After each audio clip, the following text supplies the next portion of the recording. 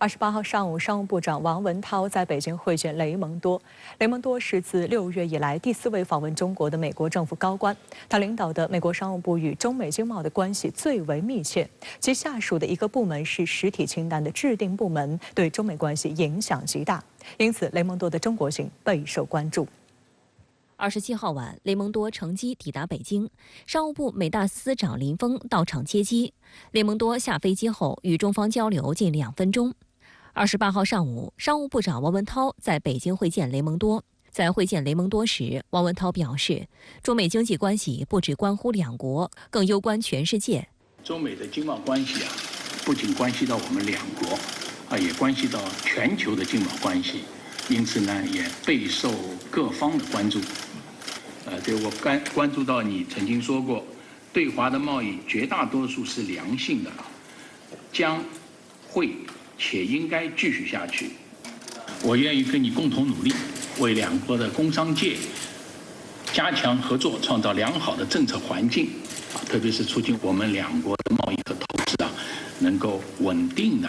可预期的发展，为世界的经济复苏增添动力。雷蒙多表示，中美作为世界2大经济体，维持稳定经济关系极为重要，这也是全世界的期待。雷蒙多形容中美关系复杂且有挑战性，美方正寻求改善两国经贸关系。他还表示，中美固然会在某些议题有分歧，但相信直接、开放及务实的讨论可推动两国关系发展。We believe a strong Chinese economy is a good thing. And President Biden has been crystal clear repeatedly on this point. We seek healthy competition with China. 这是雷蒙多首次来中国访问，他对此十分重视。深圳卫视注意到，早在今年3月，中国的全国两会结束之后不久，他就对美国媒体表示希望访华。当时，中国商务部作出友好回应，强调两国商务部门保持对话沟通十分重要，对雷蒙多希望访华持开放态度。中方将继续致力于通过对话解决彼此关切，推动建设性务实合作。在美国财政部长耶伦7月中旬访华行程结束后，美国媒体再次报道了雷蒙多也想访华的消息。进入8月后，相关消息更加密集。8月22号，中美两国商务部同时宣布雷蒙多访华的消息，美方也为此访进行了充分准备。上周，雷蒙多与中国驻美大使谢锋会面，并在24号就此访进白宫向总统拜登做汇报。25号，雷蒙多又对媒体透露，他计划与中方讨论的话题包括美国的技术控制、商业纠纷，以及开展更多业务的机会。他提到，重要的是美国要对中国保持透明，要让中方高层理解美方的国家安全政策，才能避免误解不必要的局势升级和误判。他还说自己不会手下留情，但打算务实一点。雷蒙多在启程上飞机前还特别向媒体强调，此访将致力保护应保护的，推动可推动的合作。中国商务部新闻发言人束觉婷此前也表示，中方将就关切的经贸问题向美方表明立场，同时期待与美方就化解经贸分歧、推进务实合作进行深入探讨。In private, I hope that she is trying to persuade the Chinese government that while the U.S. does have the security concerns, it doesn't want China's growth to be slowed. So it's going to be interesting to see whether in her private conversations she's able to persuade her Chinese counterparts that the Biden administration is serious about that. 外界注意到，本月稍早前，美国总统拜登签署的一项行政命令，让雷蒙多的访华行程蒙上阴影。根据这项行政令，美国政府禁止私募股权和风险投资公司等对半导体和微电子、量子信息技术以及某些人工智能系统等3个领域的中国高科技企业进行投资。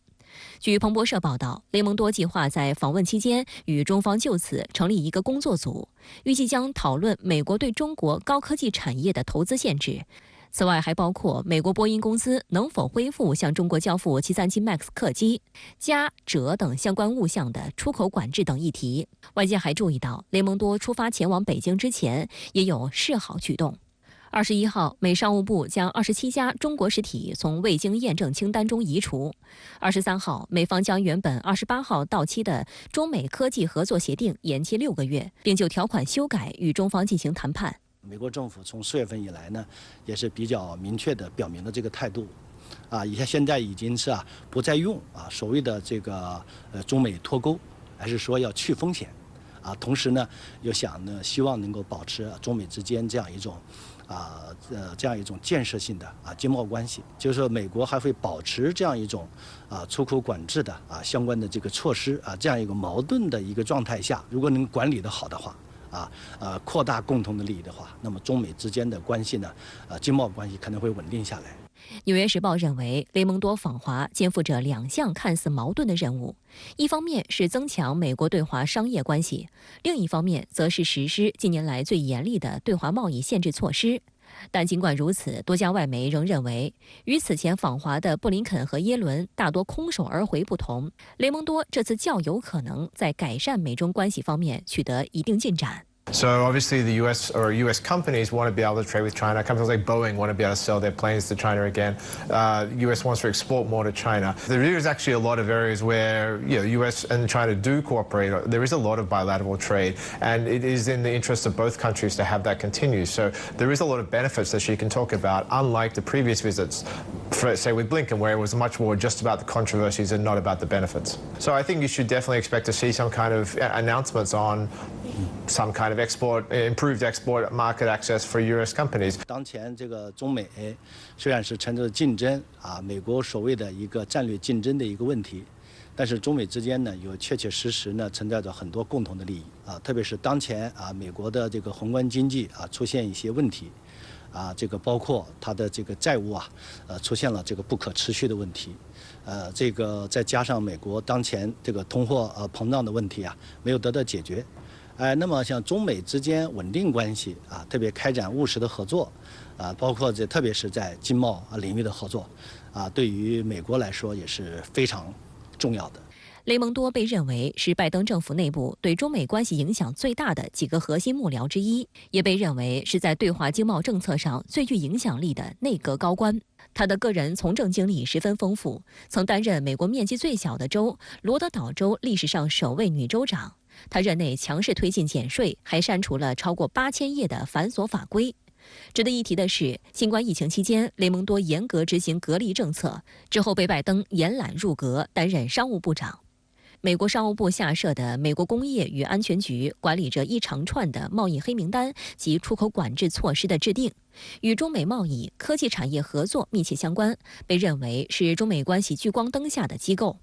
据《纽约时报》报道，美国工业与安全局是资金规模最小的联邦部门，雇佣了大约350名特工和官员，他们共同监控世界各地在进行的价值数万亿美元的交易，每年处理多达4万个出口许可证。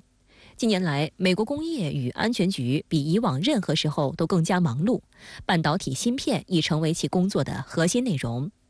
深圳卫视注意到，对华强硬已经成为华盛顿政界的歪风邪气。就在雷蒙多访华前，美国众议院外交事务委员会主席麦考尔等多名议员还给雷蒙多写信，警告他不要在访华期间针对美国的出口管制政策与北京进行协商。美国2位经济学家近期发表的一份报告，再次证实美国政府多年来企图摆脱供应链依赖中国的努力，并没有起到多大效果。这份47页的报告指出，2017年至2022年间，美国从中国进口的份额占比从21.6%降至16.5%，从越南和墨西哥进口的份额占比则增加了。不过，中国企业正在增加对越南和墨西哥等国的出口和直接投资。报告说，美国和中国的间接供应链联系仍完好无损，在一些方面，这些间接联系甚至通过中国与越南和墨西哥的经济联系而得到加强。报告指出，中国最终将继续成为美国供应链上游的重要参与者。这2位分别来自美国哈佛商学院和达特茅斯大学塔克商学院的经济学家发出警告称，全球供应链的不断重新配置导致成本上升。目前已有大量实证研究表明，对中国商品加征的关税几乎全部由美国买家通过提升价格来承担。